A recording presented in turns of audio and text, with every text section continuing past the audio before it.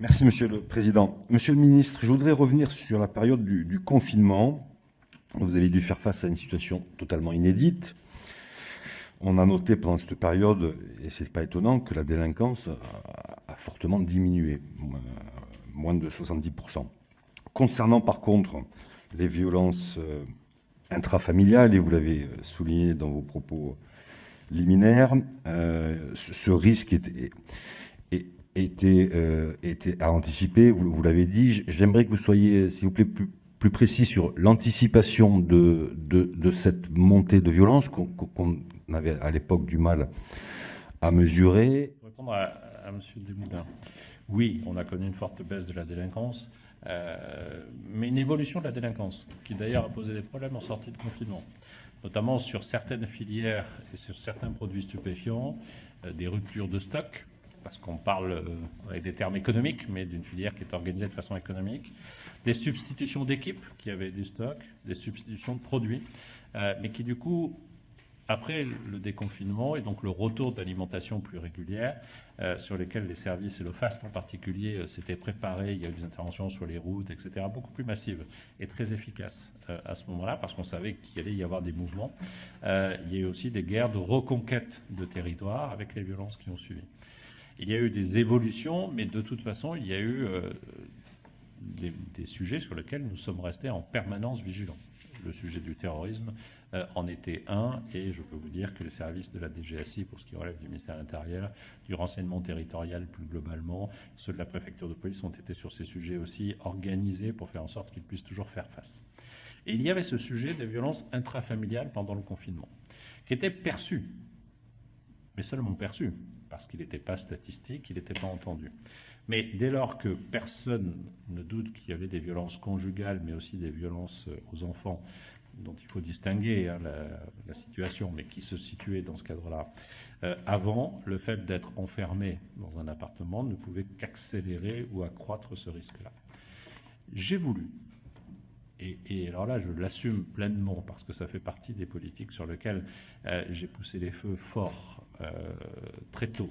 Le suicide a été un des premiers sujets sur lesquels j'ai voulu transformer en profondeur l'approche du ministère de l'Intérieur, mais celui des violences intrafamiliales et des violences conjugales aussi. J'ai voulu mettre la pression sur les services. Mais les services se la sont mis eux-mêmes la pression. On a voulu faire en sorte que, parce qu'on savait qu'il y avait un empêchement de la plainte, il y avait un empêchement du départ, du secours, on a voulu trouver toute une série de solutions. On a renforcé, par exemple, notre dispositif d'alerte par chat que j'avais inauguré en novembre 2018 avec des policiers et des gendarmes pour qu'il soit accessible 24 heures sur 24, en se disant si une victime de violence intrafamiliale ne peut pas téléphoner, au moins elle peut chatter.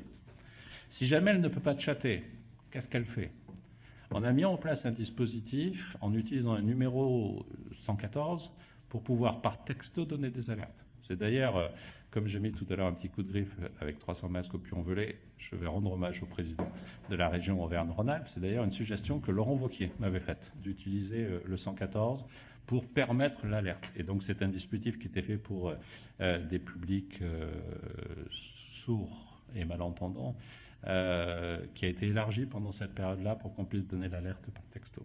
Marlène Schiappa avait travaillé aussi à ce qu'il y ait des permanences dans les supermarchés pour pouvoir donner l'alerte. Et puis, je m'étais inspiré d'un dispositif qui se pratiquait en Espagne, dont j'avais eu connaissance, où les pharmacies étaient un centre d'alerte aussi. Et donc, j'avais immédiatement échangé avec la présidente de l'Ordre des pharmaciens qui m'a dit banco, et on a lancé aussi ce dispositif-là.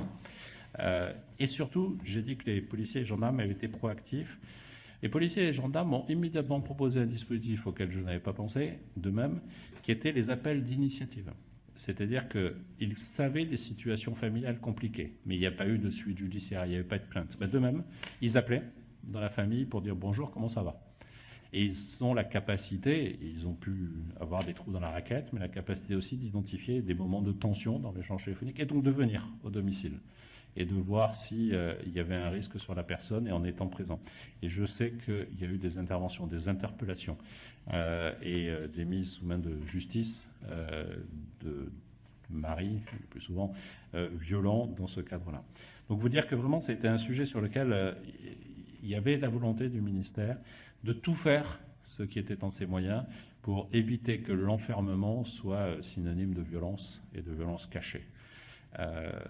Ce que l'on a pu noter, mais je n'en tirerai pas non plus gloire parce que ça n'est que de la statistique, c'est qu'on n'a pas eu une explosion des statistiques en sortant du confinement sur des violences. On aurait pu imaginer que les violences augmentant, les victimes de violences aillent ensuite porter plainte.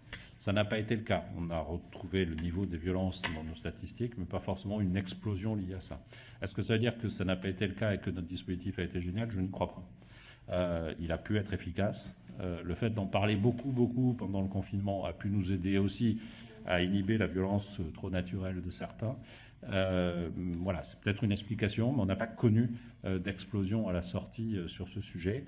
Mais je peux vraiment vous dire que pour le ministre Taquet, pour la ministre Schiappa, pour la garde des Sceaux, Nicole Belloubet, et pour moi, c'était un sujet d'échange permanent pour faire en sorte qu'on puisse mettre tous les feux sur ce risque-là et avoir tous les moyens de l'alerte. J'ai dû oublier les dispositifs d'alerte que nous avons mis en place, mais c'était vraiment cette idée d'essayer de le faire le plus large possible.